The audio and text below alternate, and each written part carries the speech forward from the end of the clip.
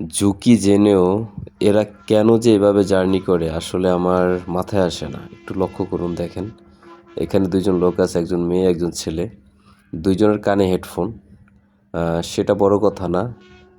হাতে ফোন আছে, সে ফোন ব্যবহার করতেছে এবং মূল যে কথাটা আছে সেটা হলো এই ছেলেটি, মেয়েটার কোনো সমস্যা হবে না, মেয়েটা মনে হয় কিছু ধরে আছে, কিন্তু ছেলেটা কোনো কিছু ধরে নেই।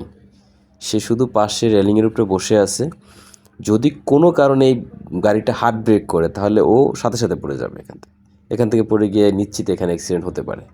একটু দেখেন, আবার দেখলে আপনারা বুঝবেন জিনিসটা যে আমরা কেন এভাবে রিস্ক নিই। আমি বাসা চেঞ্জ করতেছি, আমার অনেক মালামাল আছে বা আমার অনেক আসবাবপত্র আছে, আমি ঠিক আছে, আমি না যেতে পারলে অন্য উপায়ে যাই। এই যে দেখেন, এই যে দেখেন, মানে কি অবস্থা দেখেন। মানে এগুলো কি মানা যায়? এগুলো কি করা ঠিক? এগুলো কি সঠিক নিয়ম? এটা কি ঝুঁকি না?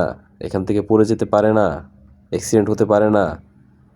আমরা এগুলো থেকে সাবধান হই, আমরা সতর্ক হই, নিজের সেফটি আগে মেনটেন করি। ভালো থাকবেন সবাই। আসসালামু আলাইকুম।